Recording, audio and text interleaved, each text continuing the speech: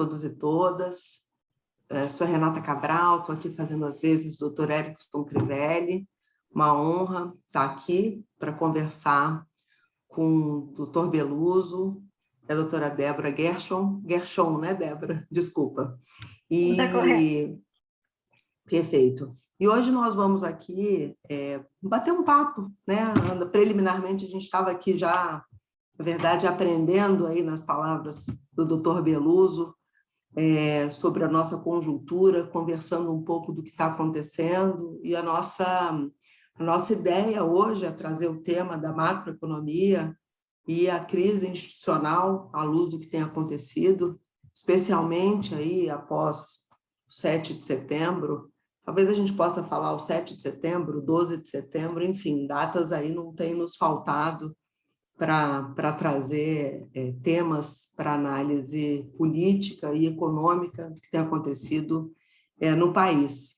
Então, o nosso convidado ilustre hoje é o Dr. Luiz Gonzaga de Melo Beluso, professor titular do Instituto de Economia da Universidade Estadual de Campinas, foi secretário de Política Econômica do Ministério da Fazenda e da Ciência e Tecnologia de São Paulo, fundador da FACAMP, conselheiro editorial da Carta Capital, ex-conselheiro da Fundação de Amparo à Pesquisa do Estado de São Paulo e escritor que está aqui para nos brindar com o seu pensamento, nos provocar, né? Conversamos aqui no início para nos provocar, para que a gente possa fazer uma análise dessa conjuntura.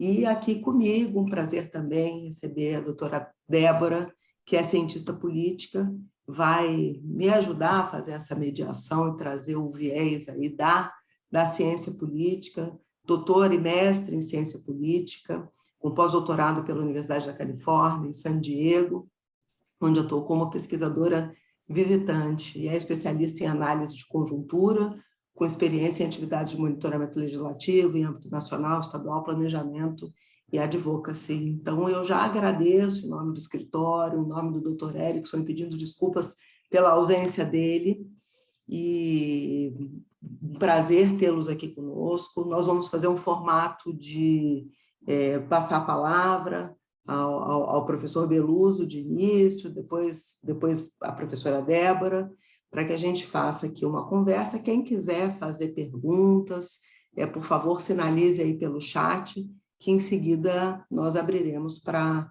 as conversas. Então, muito obrigada. Professor Beluso, a palavra é sua, por favor.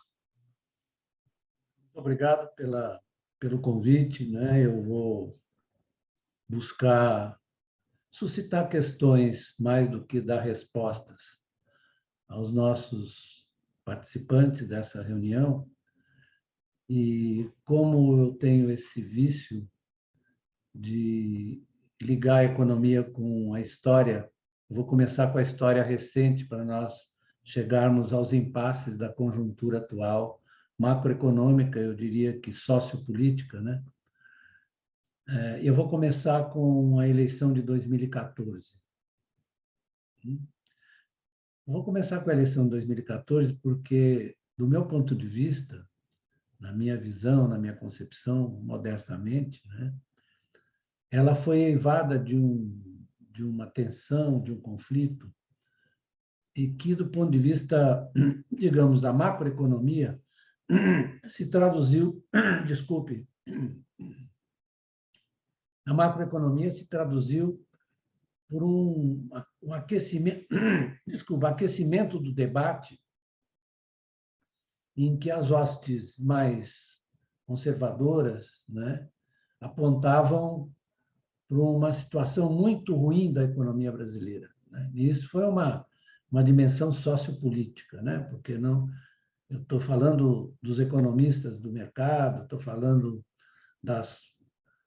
mesmo de alguns grupos, digamos, de centro-direita, de centro-esquerda, na derrota do Aécio, né? Houve aquela ideia de que a economia brasileira estava um desastre. Então, vamos fazer uma pequena digressão sobre como estava a economia brasileira.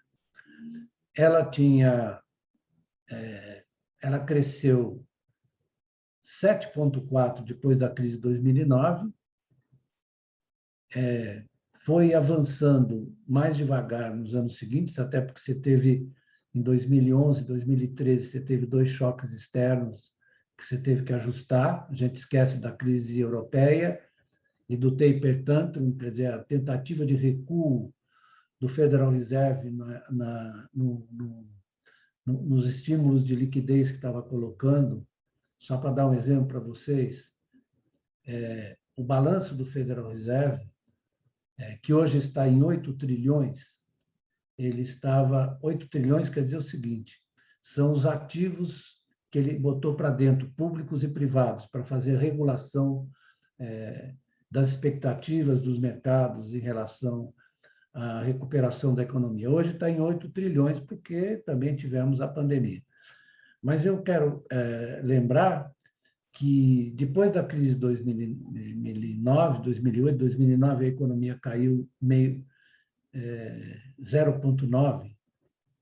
Se eu não estou bem esquecido, acho que não, estou lembrado. E ela se recuperou rapidamente porque houve uma ação conjunta dos bancos públicos, do BNDES e do governo, no sentido de rapidamente recuperar a economia, que o Brasil, diferentemente dos países europeus, não se enfiou na questão do subprime, né? Subprime, que foi aquela crise financeira desencadeada a partir da desregulamentação financeira e, como dizem os nossos economistas, como os mercados financeiros alocam muito bem os recursos. Fiquei impressionado com a boa alocação, fiquei assim, até emocionado. Que bom como eles alocam bem, mas, enfim, parece que eu estava enganado, eles não alocam tão bem assim, não. Mas sobreveio a crise, e aí houve essa... E a economia brasileira começou a desacelerar, surgiram vários problemas e desacertos também da política econômica, como as desonerações, etc. Porém, eu quero dizer que eu vou fazer uma crítica à minha ex-aluna, que a Dilma foi minha aluna, né? Isso não quer dizer nada, porque vai ver que o professor foi ruim, mas o que eu quero apontar é que a economia chegou em 2014, no ano da eleição, com um crescimento de 0,5% e um déficit primário de 0,6%. O primeiro déficit primário em todo o período. Nós tivemos, talvez, desde 98, superávites primários em todos os anos, exceto em 2 poucos. Ou seja, do ponto de vista fiscal, ela não era um desastre como os economistas do mercado e os conservadores diziam. Aquilo não tinha nenhuma lógica. Era dito simplesmente por razões políticas, amparada em concepções que são absolutamente peregrinas, né? A respeito, porque eles têm a ideia de que você tem um déficit estrutural.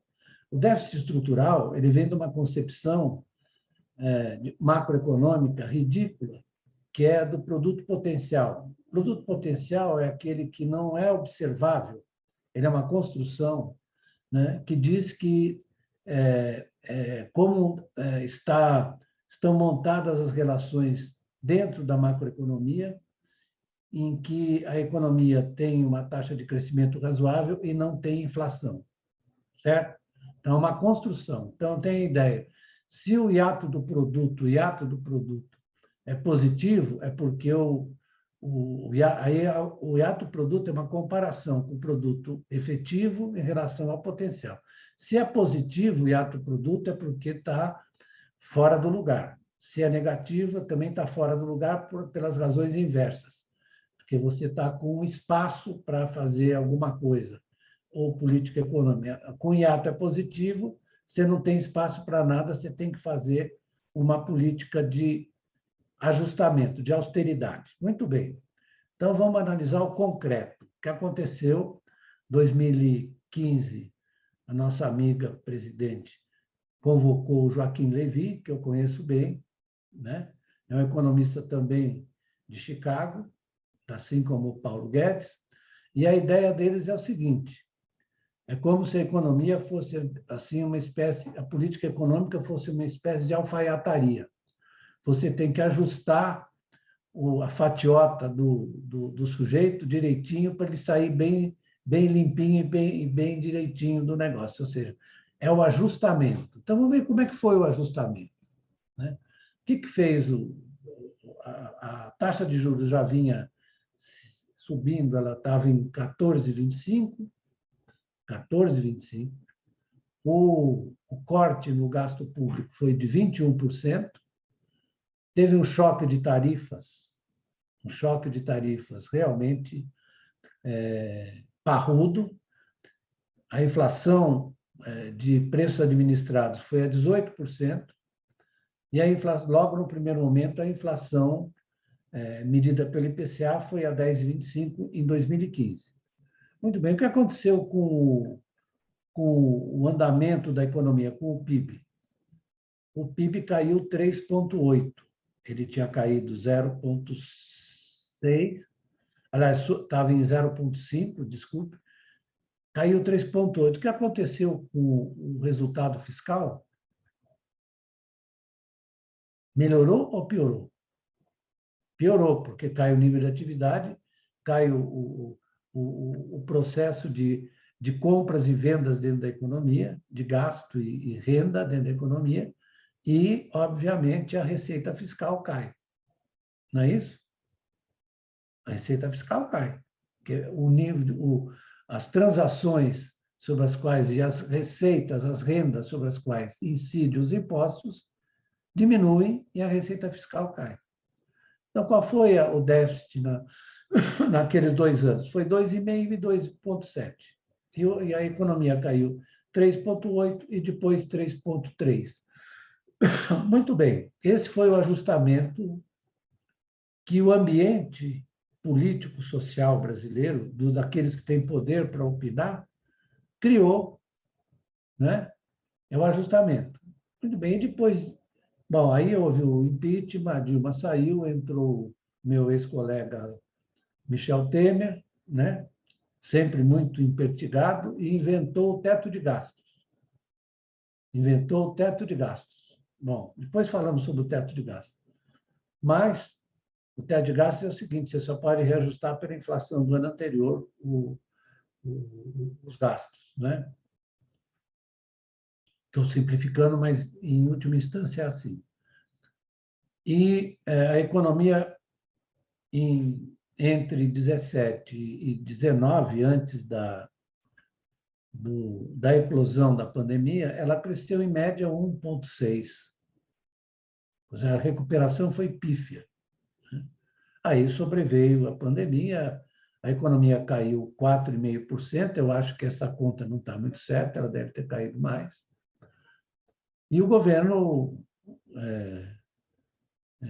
Bolsonaro, na verdade, meio perdido, conseguiu fazer o auxílio emergencial, que foi realmente importante para sustentar minimamente um desempenho razoável da economia, porque foi dirigido a pessoas que têm uma alta propensão a consumir, aos mais pobres, né? Mas, na saída, quando começamos a sair da pandemia, a economia começou a emergir, nós tivemos vários choques. Primeiro, o choque das commodities, né? Que veio acompanhando do choque de câmbio. Choque das commodities produzidos pela recuperação da demanda chinesa, e isso afetou a taxa de câmbio também. Isso porque o mercado internacional financeiro, né, ao qual nós estamos sempre abertos para levar choques, né? O câmbio foi de 4,75, ele foi para 5,20 e não sai daí. Foi a 5,70, na verdade. Depois a gente vai discutir essa questão. E, além disso, para aumentar nosso pesar, nós tivemos o choque energético, né? A crise hídrica e energética, decorrente da nossa falta de previsibilidade, que isso já tinha acontecido em 2001, se vocês se lembram bem, né? A crise do apagão, estava claro que nós precisamos de uma diversificação do parque tecnológico. Eu escrevi um artigo, se vocês quiserem, depois eu mando, com pessoas que entendem muito mais que eu disso, mas vale a pena ler, né? E isso seguiu a tal da política de preços do petróleo. Vocês sabem que o Brasil é autossuficiente na produção de petróleo, né? Capacidade de produção comparada depois do pré-sal. Só que nós não temos autossuficiência na produção de todos os combustíveis. Nós importamos por causa do fato de que nós não fomos capazes de construir mais refinarias para ganhar essa liberdade, e nós temos um regime de transferência dos preços internacionais para dentro que é desastrosa. Então, nós temos nesse momento, dois insumos universais, generalizados, energia elétrica e combustíveis, que estão sujeitos a uma política de preços que vai levar a inflação a 10% ou a mais. Muito bem. Então, como desde os anos 80, no mundo inteiro, o que se adotou foram abandonadas as políticas de planejamento, de controle que surgiram na Segunda Guerra Mundial, depois da Segunda Guerra. Estou falando dos Estados Unidos mesmo, que tinha um tabelamento de juros. Estou falando da França, que tinha um sistema monetário financeiro muito peculiar. Estou falando da Alemanha, que tinha a economia social de mercado com arranjos sociais, etc., etc. Bom, abandonamos tudo isso. Nós tínhamos, falar no caso das commodities, nós tínhamos estoques reguladores. Temos mais? Temos? Não. Você sabe que o Keynes escreveu quase que um volume inteiro para falar que em Bretton Woods era preciso estabelecer estoques reguladores para beneficiar os produtores e os consumidores, para você estabelecer um preço de referência, né? Por quê? Porque ele, como operava nos mercados futuros, sabe que ele operava muito, Keynes, nos mercados futuros, ele sabia que o preço das commodities tinha grande volatilidade, para o bem e para o mal, quando, na verdade, você tinha uma safra muito abundante, costumavam cair muito. Aí, no ano seguinte, os agricultores não reagiam à queda de preços e não plantavam o suficiente, aí você tinha choque positivo, subiam os preços. Não sei se vocês sabem que, na Grande Depressão, no New Deal, uma das preocupações do Roosevelt foi salvar os agricultores americanos, porque os preços tinham desabado. O que ele fez um projeto, né? Criou uma coordenação dos preços da atividade agrícola e ele conseguiu muito apoio depois dos agricultores. Mas os agricultores estavam na draga mesmo. Desculpe a expressão na draga, mas eles estavam muito mal. Então, voltando, nós tínhamos um sistema de estoques reguladores. Desativamos tudo. Transferimos a fixação dos preços para os mercados futuros, que, na verdade, prejudicam muito, porque eles ampliam o choque de preços, né? Isso está mais do que demonstrado. Os mercados futuros estão na Bolsa de Chicago, eles ampliam os choques. É aí que os agricultores brasileiros se fazem proteção, hedge, etc. Bom, então nós estamos na situação de um choque de oferta, né? Que vai, por conta da precariedade dos instrumentos de política macroeconômica, vai ser combatido com a taxa de juros. Aí vai ser legal, porque a taxa de juros vai voltar para os 14%, não sei, pode ser. O nosso presidente do Banco Central está até um pouco assim temeroso, né? Está assim muito prudente, mas ele está dizendo que a taxa de juros irá onde for necessário e tal.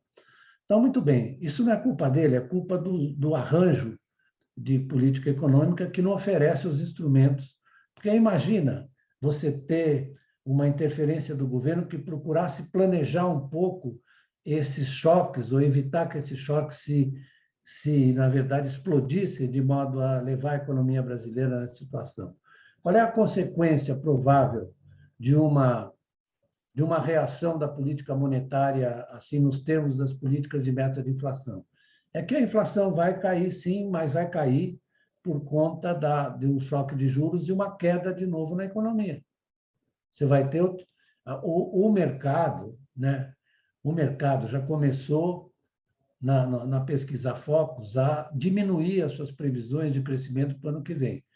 Elas estavam, os mais otimistas falavam em 3, depois caiu para 2, agora está abaixo de 1, né? Tem gente que está dizendo que vai crescer meio, e daqui a pouco eles vão chegar à conclusão que vai ter recessão de novo se o choque de juros for muito pronunciado.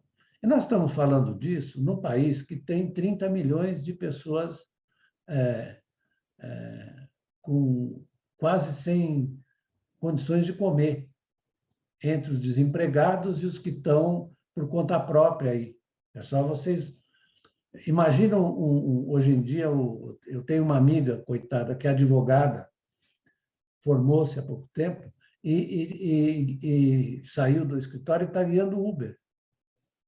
Aí o que aconteceu? O preço da gasolina está tornando inviável você se valer dessa forma de ganhar dinheiro, né? E eu vejo aqui também os entregadores de comida, o quanto são que andam de bicicleta, andam de...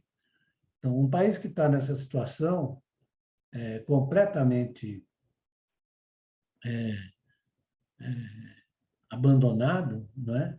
Sem nenhuma iniciativa de política econômica, o ministro da Economia, o Paulo Guedes, disse hoje, saiu no Valor, eu quase levei um susto. Ele falou, não, nós não temos um projeto porque a nossa ideia é do equilíbrio geral. Ou seja, Walras, ou será Harald Debreu, Walras, teria um ataque ao saber que as suas teorias foram utilizadas dessa maneira, né? Ou seja, o que você vê na frente é só essa ideia de que nós temos um problema fiscal. Aí eu vou entrar numa discussão muito séria, porque eles estão preocupados com o déficit, se a economia não se recuperar, não vai voltar a ter uma situação fiscal favorável. Se não cresce, é impossível. Quanto mais você enfia a economia para baixo, tentando realizar o teto de gastos, o déficit vai continuar muito alto.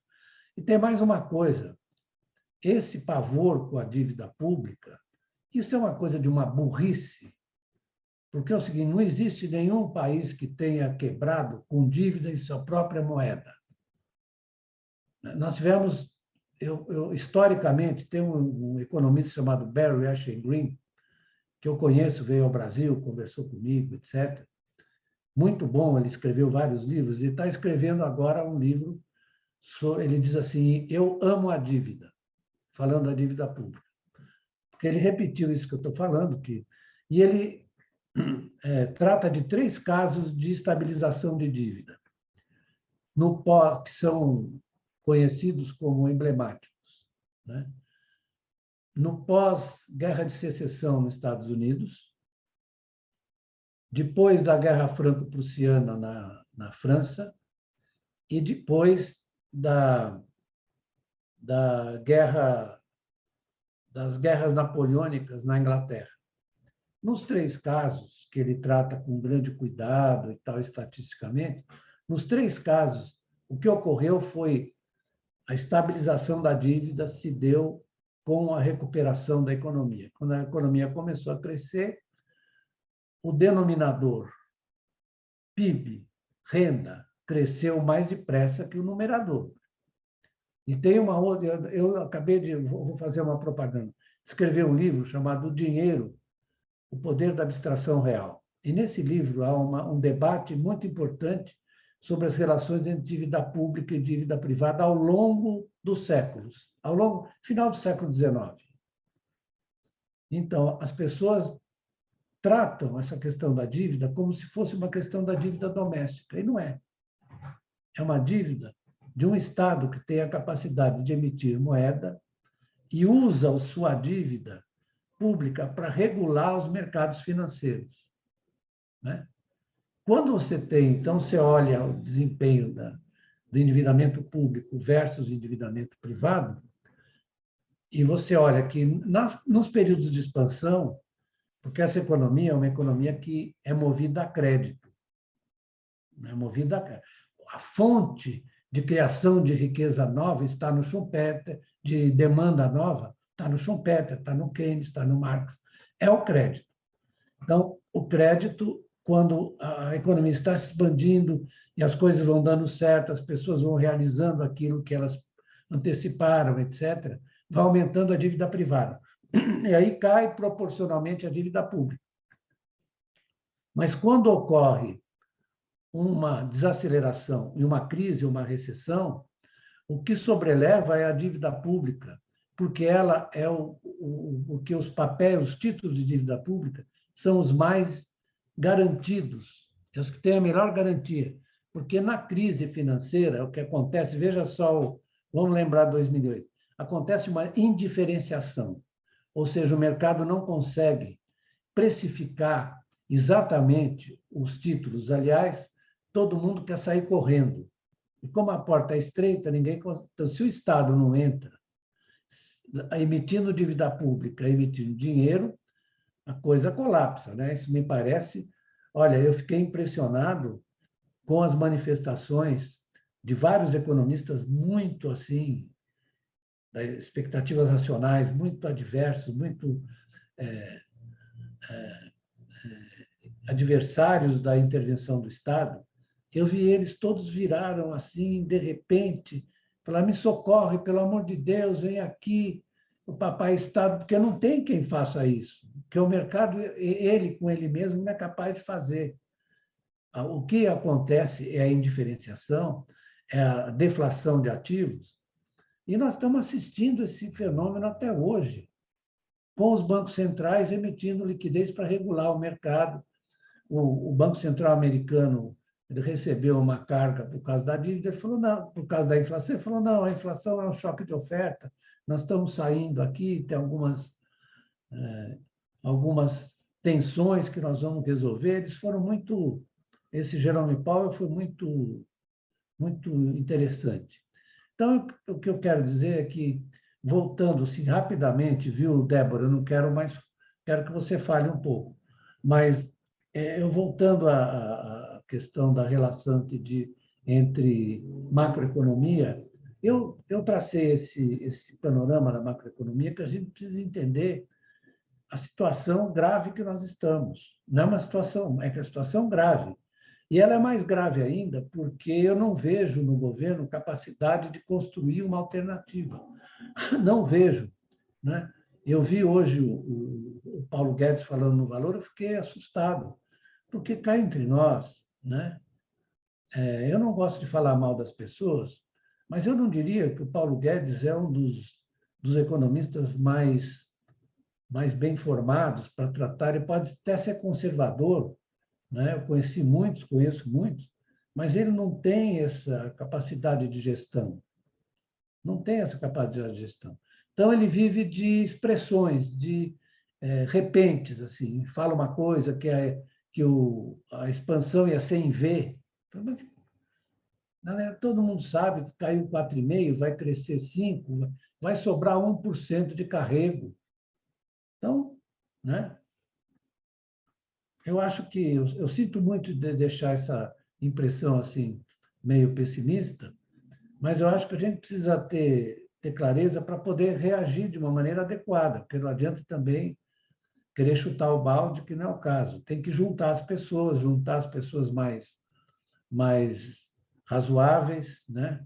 Eu vi que houve uma reunião agora do Temer com o Fernando Henrique. Fernando Henrique foi meu professor, meu amigo, né? O Fernando Henrique, mais o Sarney, que eu trabalhei com ele, né? Nos anos 80. Vai ver que aí surge um pouco de bom senso, etc. Porque e conversei hoje, quero dizer para vocês, conversei hoje com meu amigo Luiz Inácio, que é meu amigo. Eu não sou petista, mas ele é meu amigo. Conversei com ele, né? E faço questão sempre de dizer que ele é o sujeito Ele me disse, não, mas você vai me trazer umas coisas de acadêmico aqui. Eu falei, você é o cara um dos mais inteligentes que eu conheço, porque ele é inteligente que ele absorve. Ele absorve, te devolve de uma maneira muito prática, né? E ele também é uma pessoa aberta, que demonizaram o Lula. Eu fico impressionado. Eu conheço o Lula desde 1970, ainda no regime militar. Eu ia lá em São Bernardo fazer palestra para os trabalhadores. Eu era um menino, professor da Unicamp, ia lá, junto com o nosso, que foi nosso ministro do Trabalho, e foi no tempo do Sarney.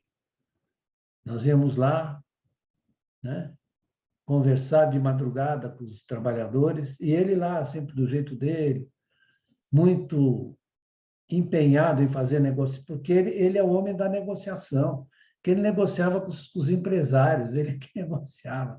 Ele é bom desse negócio de negociação. Então, as pessoas quererem transformá-lo num radical é uma coisa ridícula, só no Brasil mesmo. Mas eu paro por aqui, já falei muito. Débora, eu vou passar a bola para você, por favor. Tá ótimo, Renata. Primeiro, boa noite para todos e todas. Super agradeço o convite, o privilégio de ouvi-lo, professor Beloso, mais uma vez. É sempre um privilégio escutar o que o professor tem a dizer, né? Bom, eu sou cientista política, não economista, então eu vou aproveitar essa oportunidade para ouvi-lo um pouco sobre essa crise que a gente vive hoje, né, politicamente, particularmente sobre as eleições de 2022, né? Então, pela sua exposição, né, e que a gente vem acompanhando no Brasil, de fato, o cenário do ponto de vista econômico é muitíssimo grave, né, sem perspectiva de melhora no curto e no médio prazo, especialmente quando se trata de pensar as eleições de 2022, né? Não é possível que a gente imagine que a economia vai dar uma virada a ponto, né, da gente, da população, inclusive, né, ter uma percepção diferente sobre suas próprias condições de vida o ano que vem. Isso tem, inclusive, um impacto sobre a popularidade do Bolsonaro, né? A economia sempre é um fator muitíssimo importante nas eleições presidenciais, mas, na minha avaliação, ainda será muito mais nas eleições do ano que vem. Isso tem a ver, inclusive, com as consequências da pandemia. Então, do ponto de vista econômico, esse quadro muito difícil, né, que impacta na popularidade do presidente, que torna mais difícil, inclusive, por conta do impacto nessa popularidade, né, a resolução dessa crise institucional que a gente vive, né, tende a se radicalizar, portanto, o discurso do Bolsonaro com a proximidade das eleições e com uma possível maior perda de competitividade eleitoral, na minha opinião, muito particular. Do ponto de vista político-institucional, por outro lado, né, eu acho que pode se esperar até o ano que vem, não sei se eu concordo com isso, mas um prolongamento, me parece que sim, né, pelo que vem escrevendo a respeito, pelo que conversou aqui, um prolongamento dessa crise, né? E aí, inclusive, me surpreende muito que o mercado, o chamado mercado, né, entre aspas, tenha reagido positivamente, né, à declaração à nação de Bolsonaro/Temer, porque isso denota, de uma certa forma, uma enorme incapacidade de aprendizagem com relação ao padrão comportamental do presidente, que tem um jogo muito repetitivo, né, de ameaças às instituições, de ataque à democracia, mas, enfim, eu acho que o desfecho desse conflito está deslocado para outubro de 2021.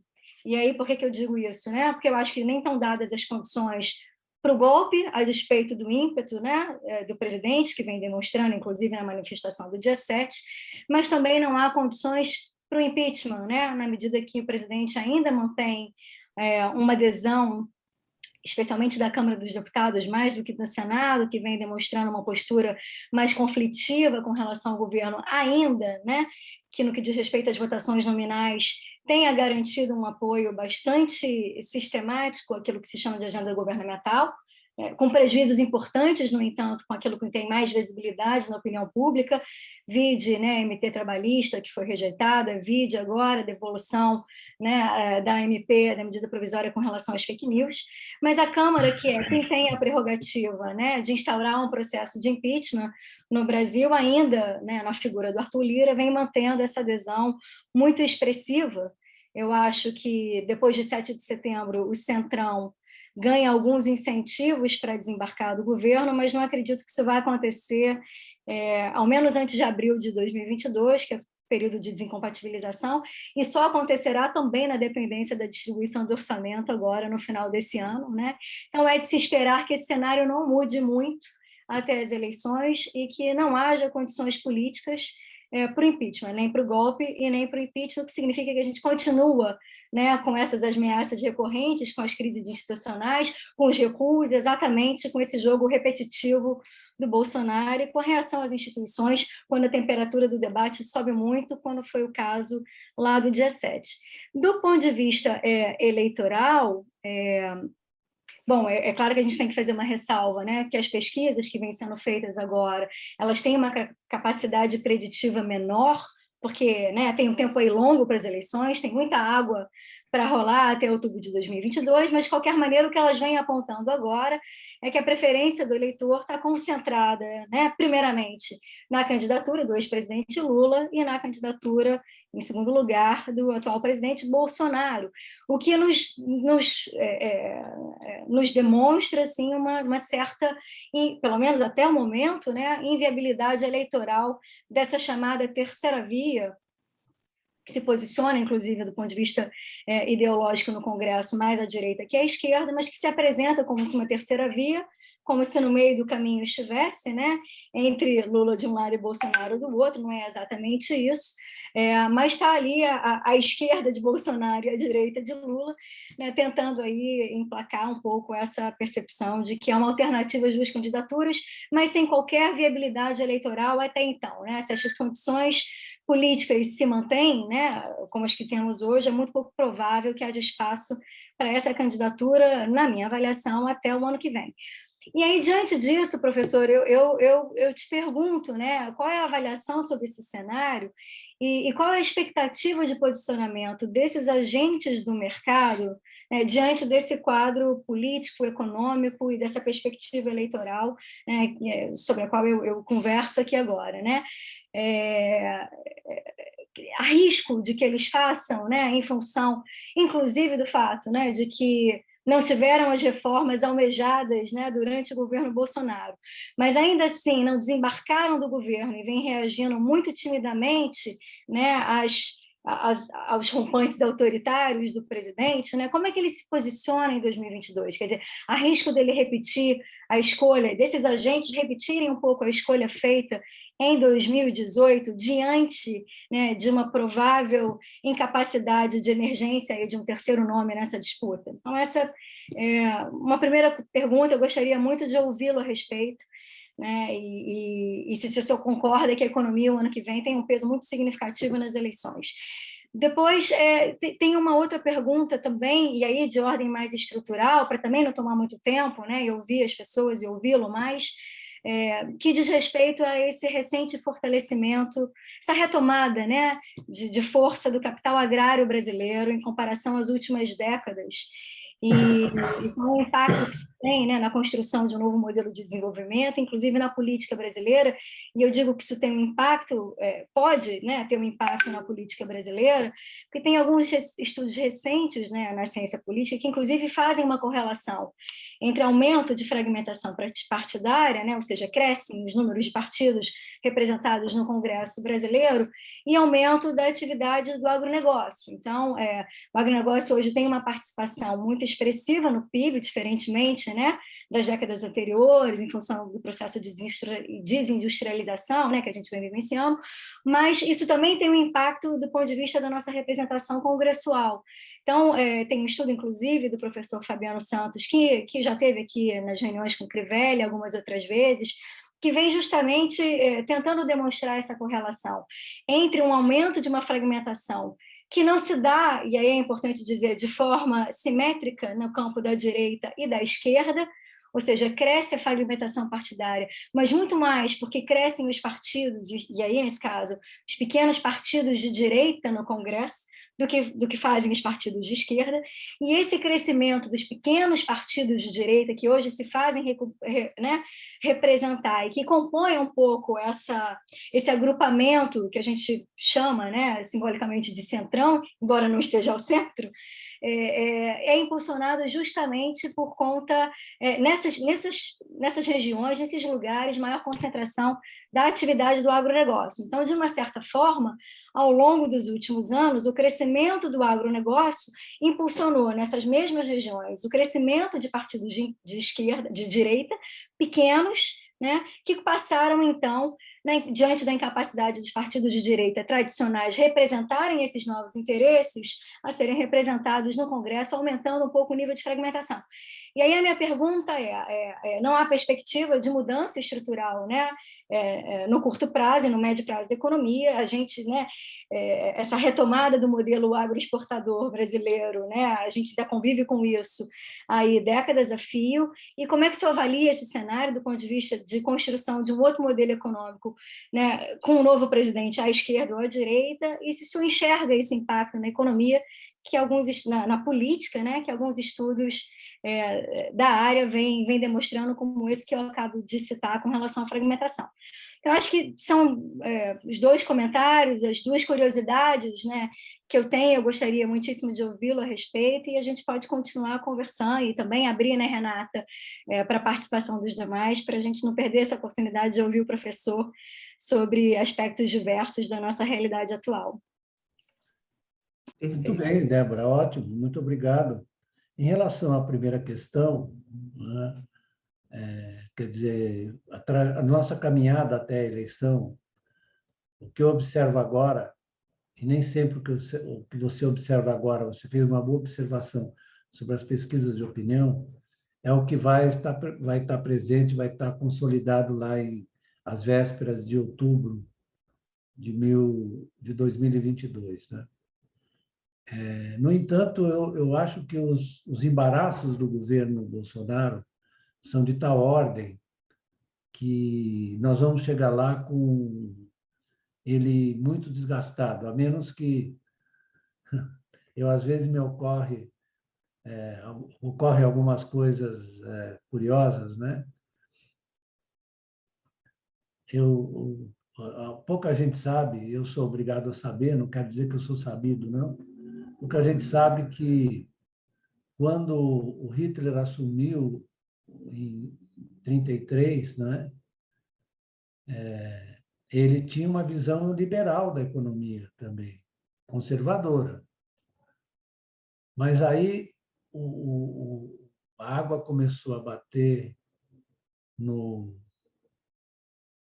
gogó, né? E o Sartre, o Hjalmar Sartre, que foi o grande construtor da economia do nazismo, disse para ele, Führer, aqui ele não chamou de Führer, chamou de ministro, sei lá como chamou. Tem nas memórias dele essa história. Eu quero dizer que o senhor precisa lidar com a fome e o desemprego, porque o desemprego está em mais de 30% da população, desemprego, mais de 30%. A pessoa estava comendo cachorro na rua.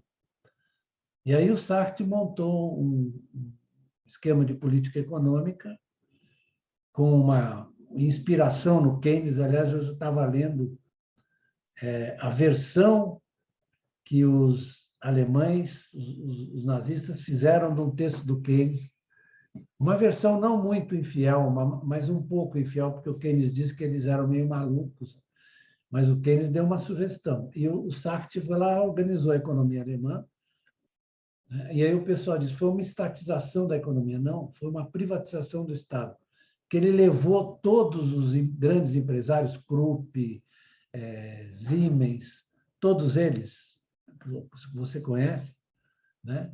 Para uma reunião que ele, na verdade, passou o recado para eles, e foi um sistema, um arranjo político ali, em que o setor privado alemão, inclusive as empresas americanas que estavam na Alemanha, né? Só que eu não devia estar falando isso, porque pode inspirar alguém, né?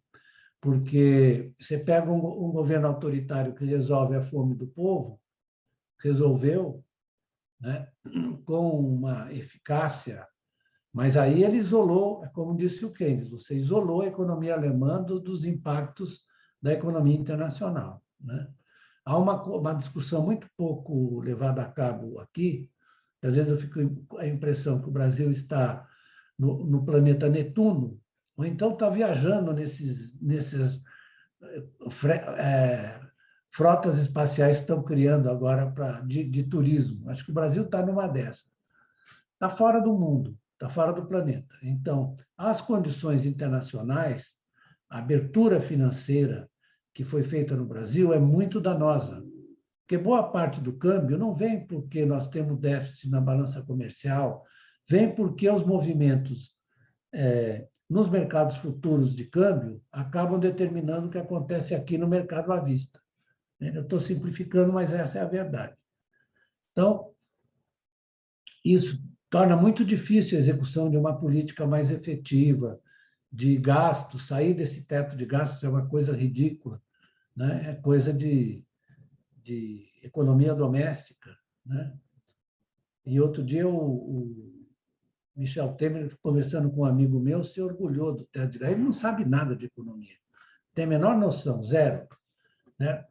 Mas parece que ele sabe direito constitucional, imagino, mas não, de economia não sabe nada.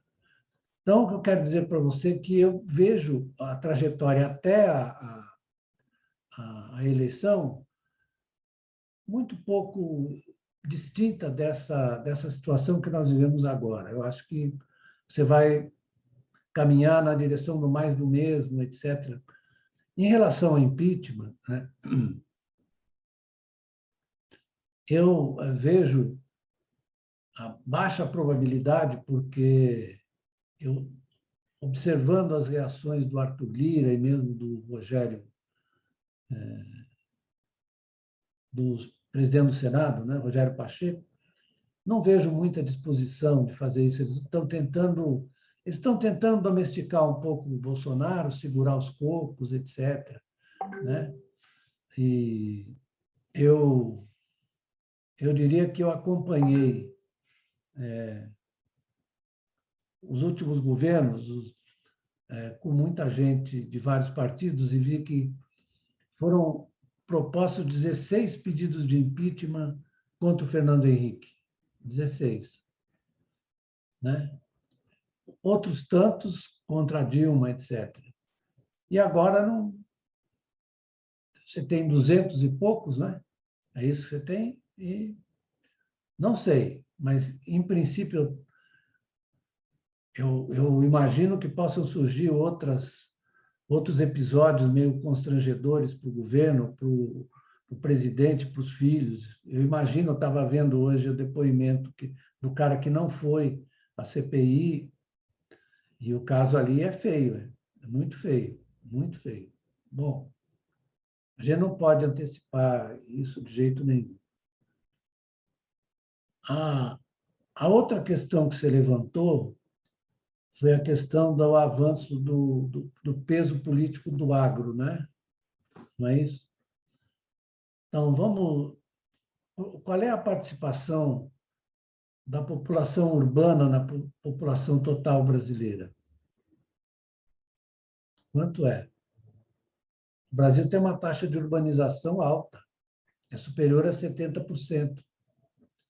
Então, como é que você vai pegar um país urbanizado, com grandes cidades, com periferias maltratadas cada vez mais, e vai sustentar isso com a exportação de commodities?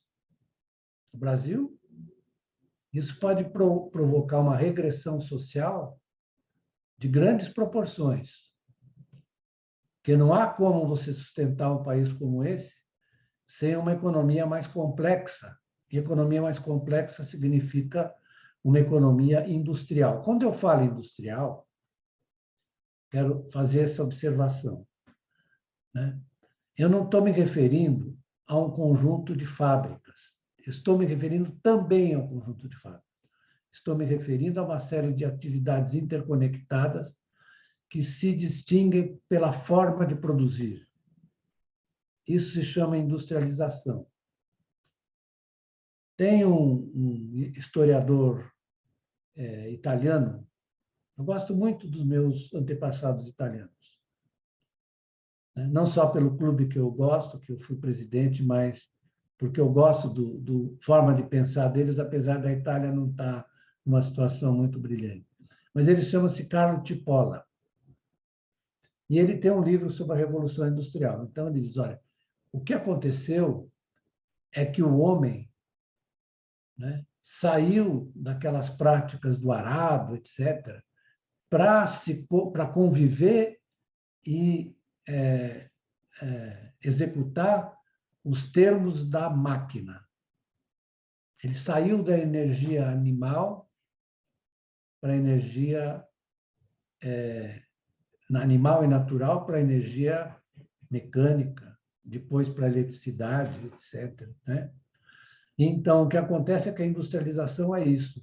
A industrialização foi concomitante à mudança nos transportes. Eu sempre brinco com meus amigos argentinos que a Argentina é o produto do navio frigorífico, porque a Argentina antes era um pasto que estava lá. Aí, com o navio frigorífico, ela passou a exportar trigo e carne para o país hegemônico, que era a Inglaterra. Nós não, nós exportávamos café para os Estados Unidos, nosso principal cliente, mas os argentinos, e a Argentina virou o 5º país mais importante do mundo, as pessoas esquecem. Hoje está na draga, mas virou esse país. Por quê?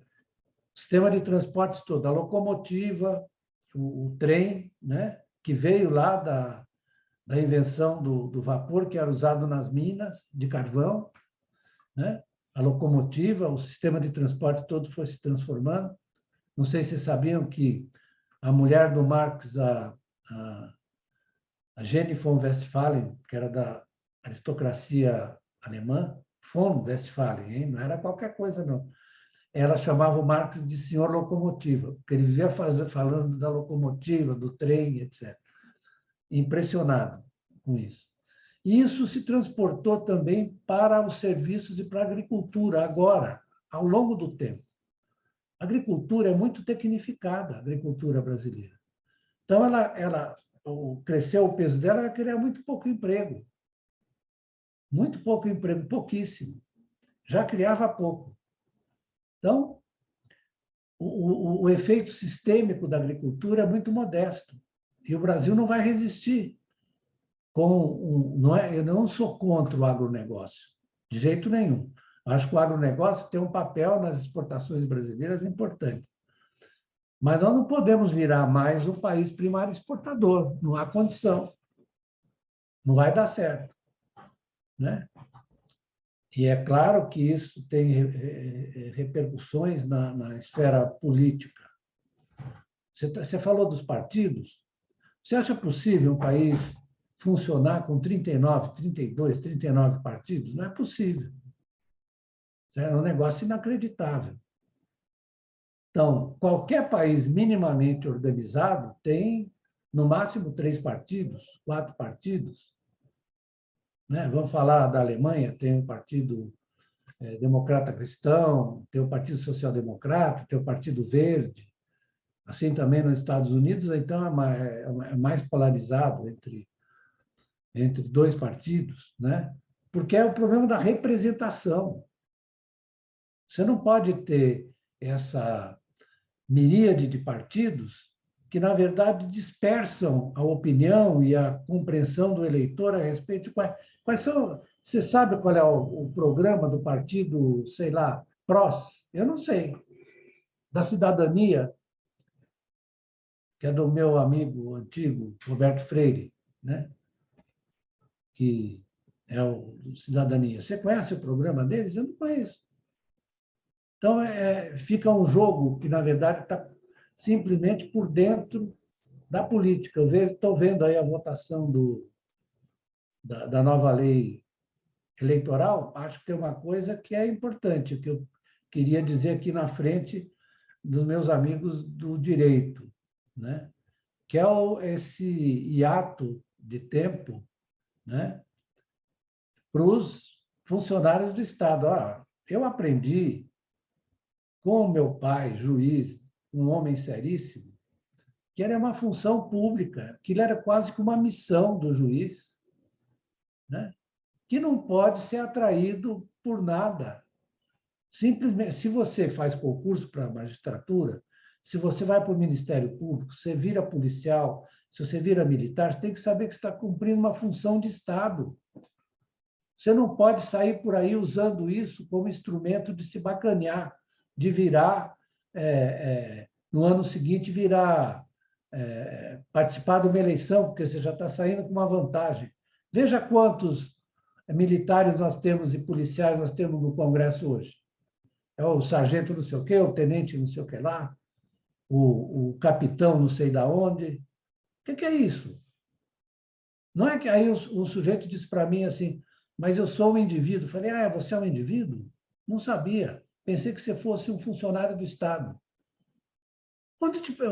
Aí ele ficou assim, não, mas... Falei, não, mais o quê?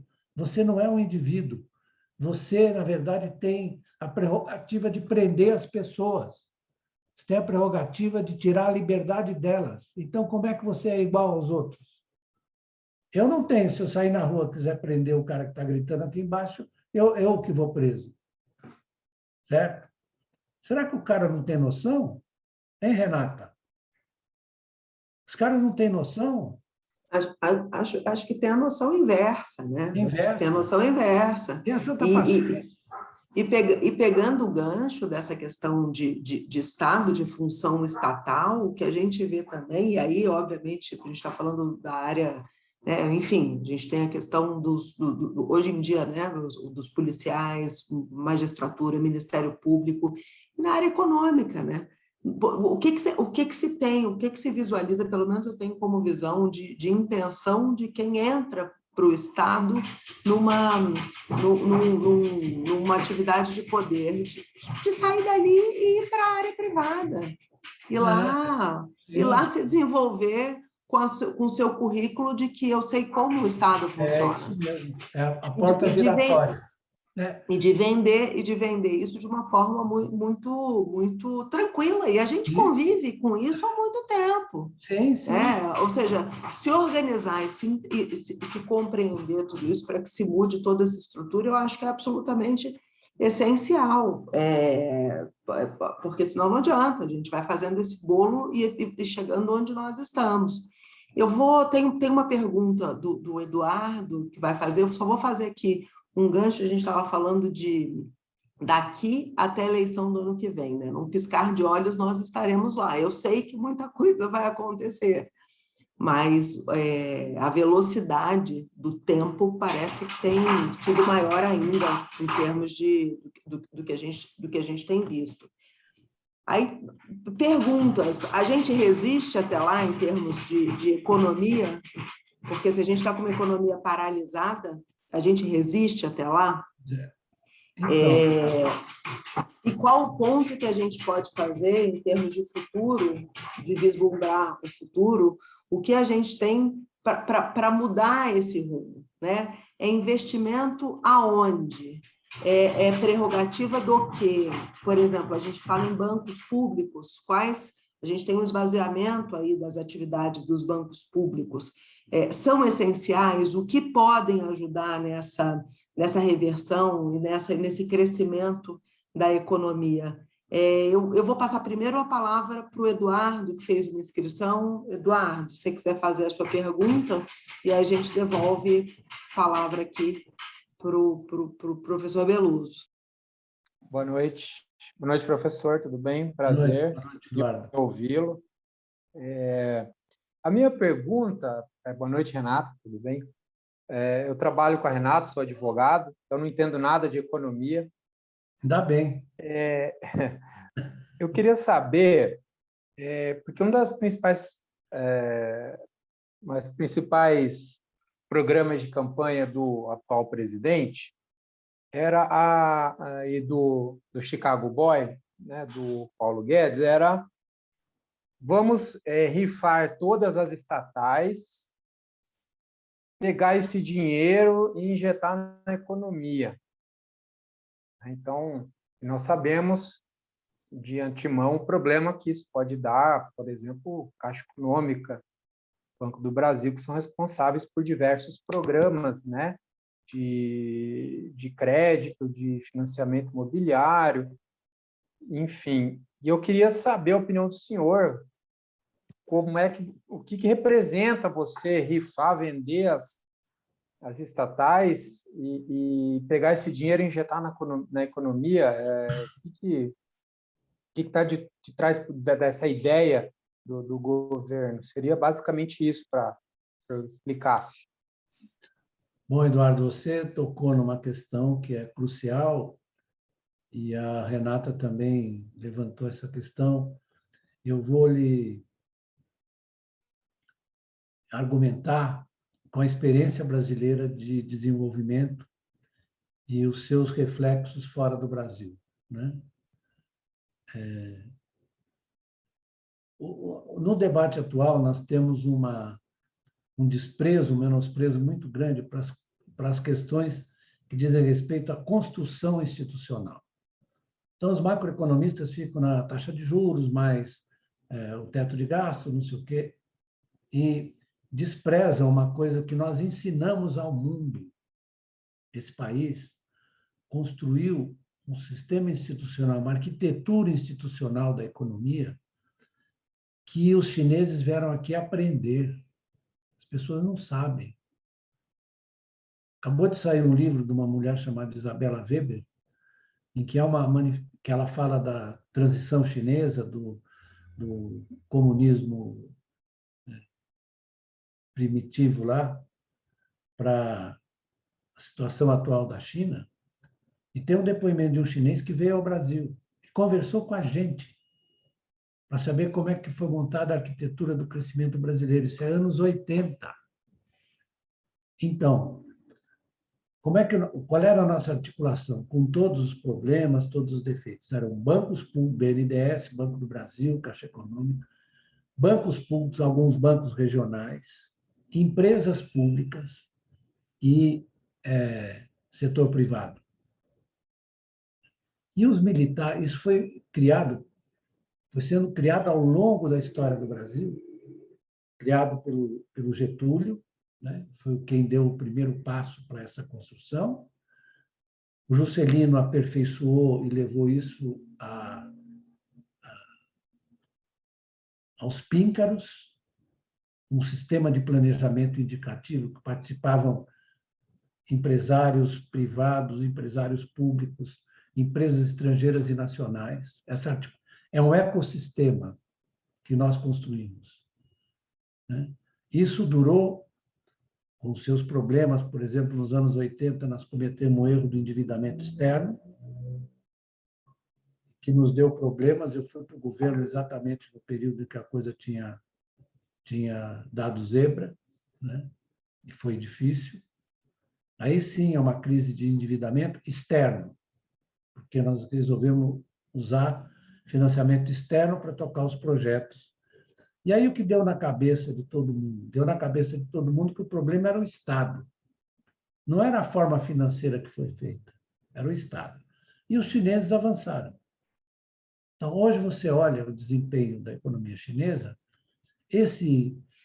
essa arquitetura de bancos públicos, 80% do crédito na China, 80% é público, junto às empresas públicas. Por exemplo, vou dar o sistema de energia solar deles, que é o maior do mundo, o programa. Quem é que faz? É uma empresa produtora de painéis solares que está articulada com uma empresa estatal chinesa. E essa empresa é privada, é de um empreendedor. Na China, sim, você tem empreendedorismo. E agora o Xi Jinping está começando a dar umas pauladas nos caras que querem erguer a cabeça no mercado financeiro, para impedir que a finança comece a deturpar o projeto chinês. Então, alguém me perguntou do mercado financeiro, o que aconteceu nos últimos anos, no mundo inteiro, é que os mercados financeiros viraram desfuncionais. Eles são muito importantes, porque eles que regulam o sistema de crédito de avaliação da riqueza, que você não avalia a riqueza no mundo, em nenhum lugar, contando quantas cadeiras tem, quantos automóveis, ou quantas bolinhas de gude você tem. Você tem que registrar tudo da forma monetária, né? É isso que avalia a riqueza. Então, e esses sistemas financeiros são importantes por isso.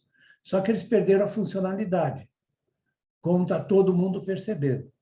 Então, nosso problema não é apenas o fato de que as pessoas não se deram conta que o sistema, o agronegócio também é financiarizado, também é uma forma financeira. Assim como todas as empresas no mundo, eu estava acabando de ler um artigo aqui do Robert Skidelsky, que é o biógrafo do Keynes, que é do parlamento inglês, ele é do House of Lords, um cara chique, viu? House of Lords. E ele está falando, para onde vai o dinheiro aqui que a Inglaterra está injetando? Vai para os mercados financeiros. E a economia real, aquela que produz, dá emprego, etc., tá? E nos Estados Unidos está acontecendo a mesma coisa. Só que, como a injeção lá foi mais forte, as coisas estão melhorando um pouco para a população. Então, eu quero te dizer que o que você está dizendo é muito grave, porque esse negócio de você vender para pegar o dinheiro e injetar na economia, isso é coisa de gente tosca. Porque é o seguinte, você vai botar o dinheiro, isso vai virar demanda de título público, entendeu? O cara vai se agarrar no título público. Eles não têm ideia de qual é a relação numa economia contemporânea entre o Estado, suas instituições e o mercado. Isso é a coisa básica. Eu vejo, tem um secretário de Política Econômica, o Saxida, que eu chamo de salsicha, ele diz as maiores barbaridades, coisas que de deixar de corar qualquer um. Diz as maiores barbaridades, né? Não tem noção, uma coisa assim de uma pobreza assim assustadora. Então, se eles levarem, ainda bem que eles não vão conseguir, eu acho que vai haver alguma resistência. Por exemplo, eles fizeram a privatização da Eletrobras, do jeito que fizeram, né? Você acha que você pode deixar um sistema de energia que, na verdade, está evoluindo? Acho que a Petrobras deveria virar uma empresa de energia, ao invés de ser uma empresa de petróleo, está evoluindo, deixar sem programação, sem planejamento, sem, na verdade, uma organização. O que você vai fazer com as energias renováveis, que, na verdade, vão ser dominantes? Está todo mundo falando disso. Quem é que vai fazer? Então, acho que a Débora que me perguntou, onde é que tem que fazer investimento? Por exemplo, as energias renováveis são campo, mas não só isso. Não há nenhuma possibilidade de reindustrializar o Brasil sem que você dê força para o setor de ciência e tecnologia. Por hoje em dia, na verdade, reindustrialização supõe você investir pesadamente em ciência e tecnologia. E o Brasil tem uma coisa, eu fui secretário de Ciência e Tecnologia, fiz a autonomia financeira das universidades paulistas, porque pesquisa e desenvolvimento supõe continuidade. Então, você não pode deixar a universidade, na verdade, ao sabor do governo de turno. Então, isso foi o governador Orestes Quercia que fez quando era secretário dele, né? Eu falei para ele, ele falou para mim, eu quero deixar as universidades sólidas. Eu falei, tá bom, então vamos fazer autonomia financeira. E pergunta para os reitores, professores das universidades qual foi o resultado. Então, nós temos uma universidade, não só de São Paulo, mas a UFRJ, a Universidade de Brasília, de muito boa qualidade. Nós precisamos juntar as empresas a elas. Mas aí tem que ter um programa, um projeto. Nós vamos ter que criar novas empresas, público-privadas, por exemplo, na área de semicondutores, por exemplo, que os Estados Unidos estão hoje brigando com a China. Então, nós temos que ter um projeto de industrialização que não pode repetir aquilo que nós fizemos. Aquilo que nós fizemos é uma lição, mas nós estamos em outros tempos, temos que fazer outras coisas. Então, tem que organizar de uma maneira mais sistemática a relação de setor privado e setor público, escolher os setores prioritários. Por exemplo, nós temos um atraso. Toninho, Pradinho, tudo bem? Nós temos um atraso no nosso sistema de transporte ferroviário. Nossa malha ferroviária encolheu. E o que está acontecendo Pradinho, que estava lá, o que está acontecendo na Europa? O transporte ferroviário não está se expandindo? Não está se transformando numa coisa importante? Na Europa inteira? E não vou falar da China. A China tem a maior rede ferroviária de alta velocidade do mundo. Eles roubaram a tecnologia dos alemães, mas roubaram, mas tudo bem. Fizeram lá uma rede. Você vai, Pradinho, você foi para a China? Foi, né? Foi. Eu fui também. Você vai viajar de Xangai para Pequim, você pega um trem, você vai em 2h30, 3 horas. E nós estamos atrasados. Mas tem um espaço, estou dizendo, tem um espaço de investimento aí, de projetos, se você quiser. Aí o pessoal fala, mas não tem dinheiro. Aí é de matar, jogar o cara do 10º andar. Porque, como eu estava dizendo inicialmente, os sistemas monetários modernos, né, e a evolução promovida pelo capitalismo permitiu que você tivesse uma certa exação na capacidade de combinar o seu sistema monetário com o seu sistema fiscal para gerar renda, emprego, receita pública, né? Mas precisa sair dessa caixinha. A caixinha em que esses caras estão metidos, esse liberalismo, é das cavernas. Esse liberalismo dele é das cavernas. É um negócio inacreditavelmente tosco. Eu não devia dizer burro. Né? E aí você me perguntou, e aí esses caras do mercado? Eles sabem ganhar dinheiro, mas eles não sabem nada de economia, do conjunto da obra. Né? Não sabem nada, não têm a menor noção, eles só ficam defendendo o mimimi deles. É isso que a gente tem que dizer que é verdade. O sistema financeiro brasileiro, como em outros países, é disfuncional. Quem quiser ler, que procure literatura abundante que existe sobre como eles funcionavam nos períodos em que o capitalismo foi generoso, gerou emprego, gerou renda, etc. Eu sugiro que leiam um francês chamado Éric Monnet. Tem um belo nome, né? Monnet é um belo nome, lembra outras coisas, lembra a arte. E esse Éric Monnet escreveu um livro belíssimo chamado Controlling Credit, Controlando o Crédito, que ele mostra a experiência francesa e europeia nos anos que sucederam à Segunda Guerra Mundial. Antes de ocorrer esse negócio nefando chamado neoliberalismo. Eu estou vendo aqui a mãozinha levantada de outro economista, Antônio Prado, por favor, a palavra é sua. Bem-vindo. Obrigado, Renata. Professor Beluso, um prazer em vê-lo novamente. Prazer é meu. Nós tivemos a oportunidade de entrevistá-lo no projeto do Instituto Lula. Né? Isso. Está andando o projeto. Eu fui seu aluno, então, na verdade, eu já fui criado nessa tradição. Né?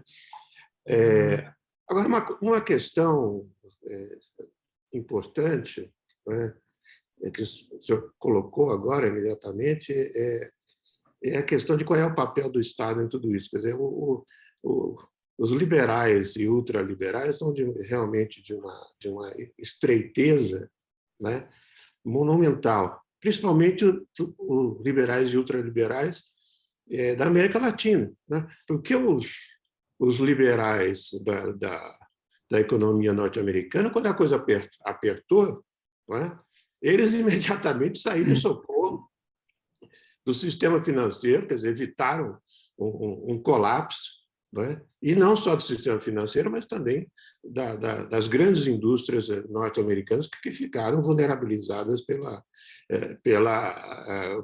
o credit crunch que acabou acontecendo naquele momento e desorganizou toda a cadeia deles. Né? Agora, lembrando aí a coisa da Mariana Mazzucato. Na Mariana Mazzucato, não precisamos apenas de um Estado desenvolvimentista, nós precisamos também de um Estado empreendedor. Pois ela usa essa palavra, né? Entrepreneurial State. Isso, vamos usá-la no âmbito em que ela está tratando a questão, né? Eu estava vendo recentemente, Beluso, o orçamento do Pentágono, né? Lembrando um pouco a coisa da Mazzucato, né? 750 bilhões de dólares. Aí você soma os outros 10 seguintes, não chega a isso, né? Talvez uma das políticas industriais de ciência e tecnologia mais regressivas do mundo, mas eles têm essa política e utilizam justamente para o desenvolvimento na etapa mais arriscada, né, do desenvolvimento tecnológico. É isso que a Mazzucato está falando. Quer dizer, não é só uma questão de você ter estatais investindo, etc. Você tem estatais que estão, né, abrindo claramente o caminho, né, para determinadas fronteiras de acumulação do capitalismo, né? Então, assim, é espantoso a gente olhar aqui no Brasil, porque, de fato, é de uma estreiteza monumental, né? Quer dizer, o que os gringos têm eles têm um pragmatismo danado, né? Os caras são pragmáticos, né? Exatamente. Os nossos aqui são de uma... além de ortodoxos, né? Não é só a questão de ser ortodoxos, eles são realmente bastante míopes, né, para ver quando é necessário. Falar assim, olha, eu estava em Brasília, por assim, coincidência, e eu estava na Embaixada dos Estados Unidos quando houve a quebra do Lehman Brothers. Os assessores norte-americanos, né, no período, né, não no dia, mas no período, logo no início, os assessores econômicos da Embaixada, né, que eu era assessor da presidência do BNDES na época, né, os assessores econômicos nervosíssimos porque o Estado americano saiu em socorro do sistema financeiro e das empresas. Eu falando para eles assim, mas vocês não precisam ficar nervosos, não, porque se não fizer isso, vocês vão para o buraco, né? Para a draga, como você usa, né, o conceito, né? Então, assim, primeiro essa coisa do pragmatismo. Os caras viram o risco que estava ali, eles foram, interviram e trataram de fazer a coisa não demolir de vez, né? Agora, no nosso caso aqui, o Lula investiu muito no governo dele em reconstruir o sistema creditício estatal brasileiro. Estava tudo arrebentado, né? E ele foi reconstruindo os bancos regionais, o BNDES. O BNDES, em 2014, tinha um orçamento de quase 100 bilhões de dólares, que corresponderia hoje a 520 bilhões de reais, né? Quer dizer, com uma capacidade, né, de poder alavancar setores muito significativos, né? Então, é só para lembrar isso, porque a gente está sempre debatendo essa questão do Estado no Brasil, né? E assim, realmente os nossos liberais e ultraliberais, né, estão destruindo os instrumentos que você tem para coordenar o desenvolvimento, né, já há muito tempo, né? Então, o trabalho que nós vamos ter adiante aí vai ser reconstruir a barbaridade, né? A barbárie, como você bem tratou no seu último artigo, está lindo o artigo, né? Quer dizer, é isso, nós estamos assim, indo para a barbárie e com atores, né, que não estão nem um pouco em nível mundial, né, quando você vê os grandes desafios que nós temos no mundo, não estão nem um pouco preparados para isso. Até recentemente era o Trump que estava na presidência dos Estados Unidos, e quando você falava de mudança climática, ele dizia, não, isso é coisa dos chineses, é a conspiração chinesa. Aí você vai ver a Groenlândia derretendo, né? Isso. Então, é isso, é só essa expressão desse espanto e a necessidade de que a gente tem que realmente voltar a dizer, olha, economia agrária exportadora num país em que tem 81% de urbanização ou mais, né? Como é que é isso? Você vai jogar metade no mar, né? Aquela coisa, se não mais, joga no mar, porque você não tem como incorporar, né? Mas oportunidades de investimentos. Eu fiz uma reunião recentemente com a equipe do Márcio, lá no Instituto Lula, né, um ex-colega que foi diretor do DEST, ele listou assim, uma quantidade de oportunidades assim, imensas, né? E nós precisamos, assim, só na área de água e saneamento, nós são mais de 500 bilhões de reais. É uma coisa gigantesca, né?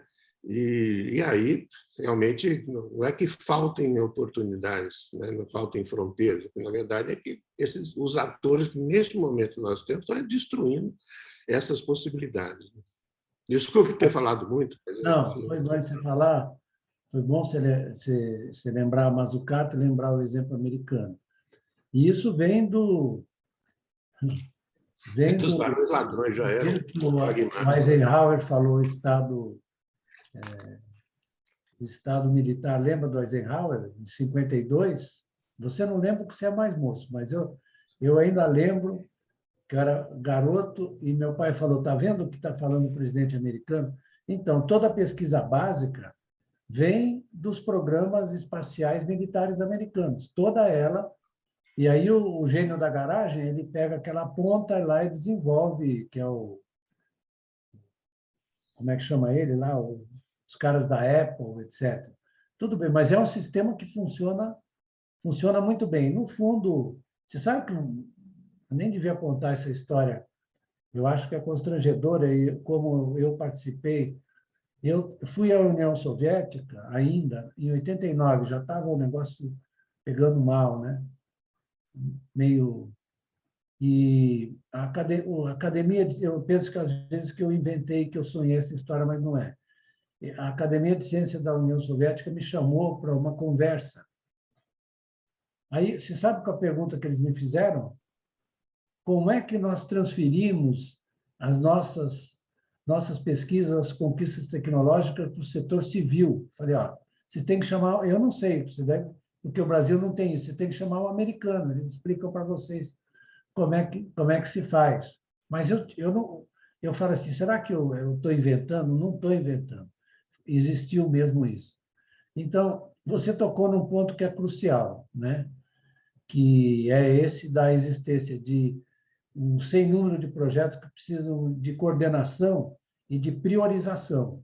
Então, você tem que ir escalonando os projetos de modo com o máximo de articulação por dentro da economia possível. No período do Lula, você tinha esse projeto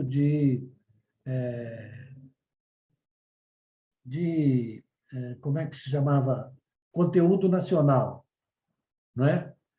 Essa ideia de conteúdo nacional é muito importante, né? Ainda que ela, às vezes, tivesse escorregado, porque os caras botavam alguns itens que não funcionavam, mas eu conversei com muito industrial, etc. É muito importante, porque isso, agora, por exemplo, na Inglaterra e nos Estados Unidos, está surgindo outra vez com esforço a ideia de Buy American, ou Buy British. Compre produtos ingleses ou compre produtos americanos. Olha, aquela globalização, Pradinho, que, na verdade, desassaimada que ocorreu, está, na verdade, regredindo, está retrocedendo, porque não dá mais. Quer dizer, a dispersão das cadeias foi de tal ordem que os americanos tiveram que importar máscara contra a Covid da sua empresa que está produzindo na China, a 3M. Produz na China e vendeu para os Estados Unidos. Então, isso tudo, na verdade, está sendo revisto. E o Brasil é um país que tem potencial para criar novamente um espaço, a partir até do seu agronegócio. Aliás, falar o agronegócio e não lembrar o papel do Estado brasileiro é brincadeira, né? Porque foi o crédito do Banco do Brasil e a Embrapa. E a Embrapa é o crédito do Banco do Brasil. Precisa mais? Não. E eles todos são bonitinhos, acham que eles são formidáveis. E não é assim, né? Então, eu acho que você colocou questões muito, muito relevantes. E vai ser uma aventura interessante, sobretudo para os mais moços, pensar essa reconstrução brasileira né? Mas desse mato aqui não vai sair coelho, desse mato não sai coelho, porque eles estão aprisionados, como disse hoje, eu estava lendo um economista holandês chamado Servas Storm, que é muito inteligente, mas eles estão presos na gaiola do coelho. O coelho não sai coelho porque o coelho está preso na gaiola. Certo? Então, é isso que eu tenho a dizer.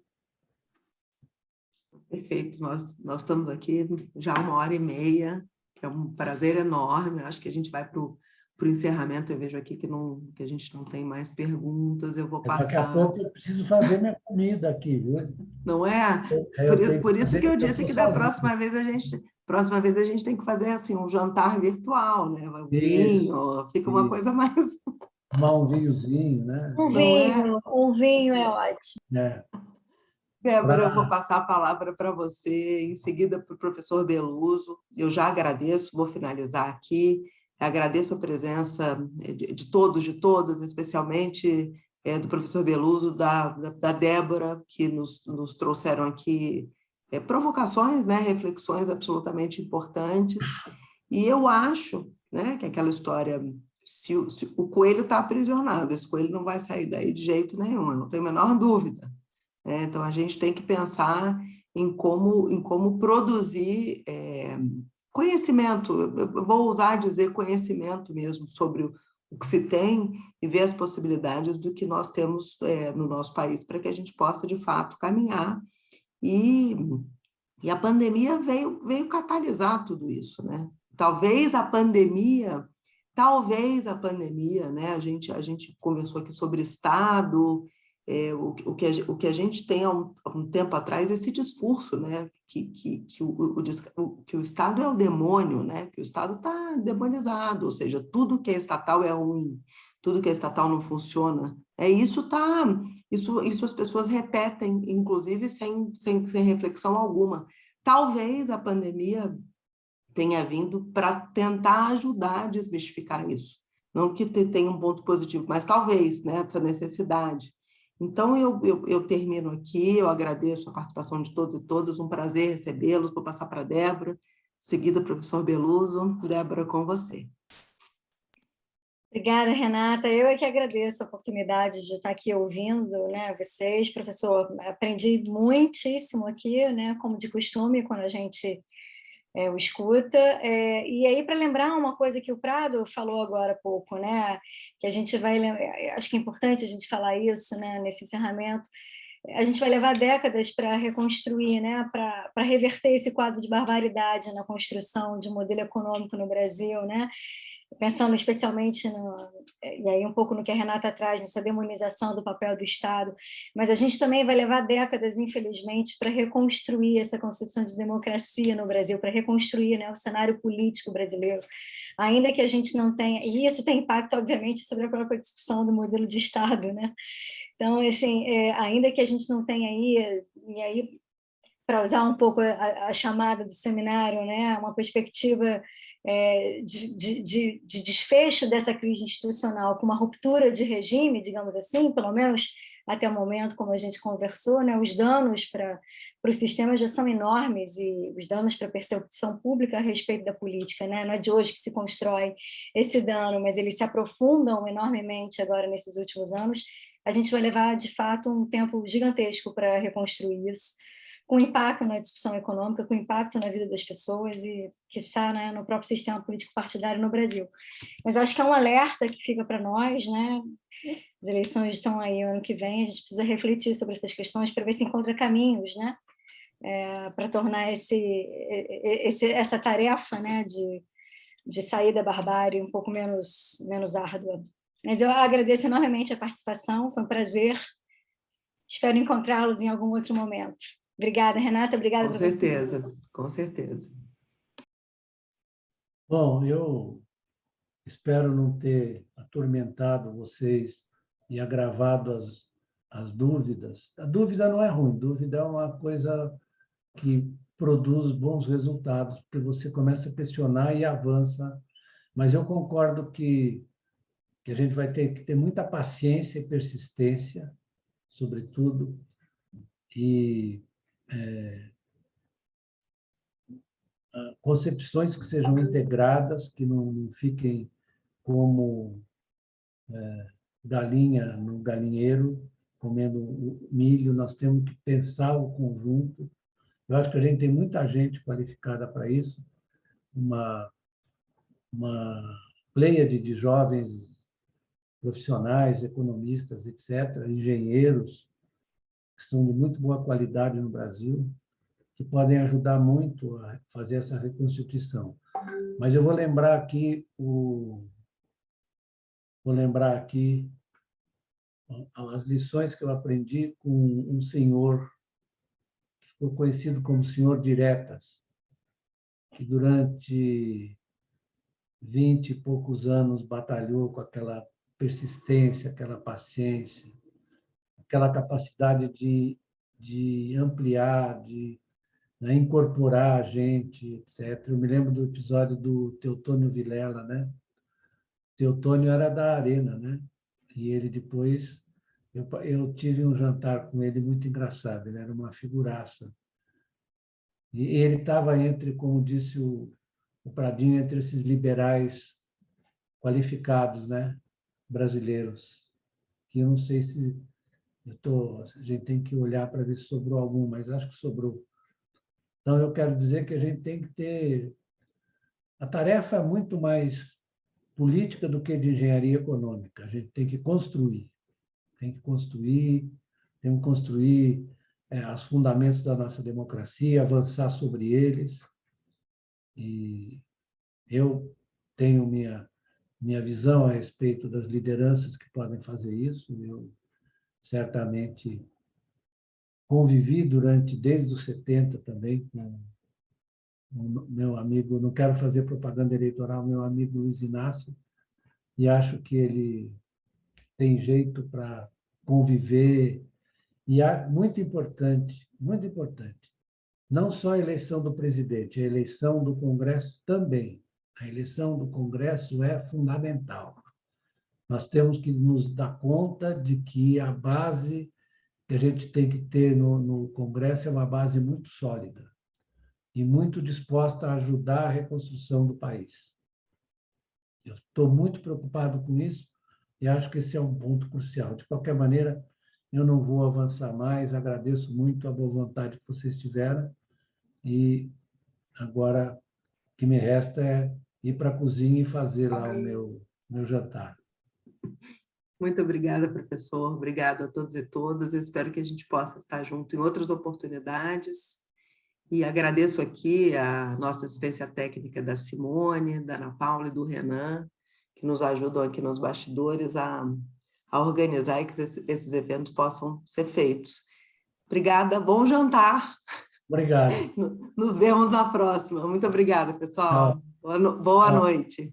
Boa noite.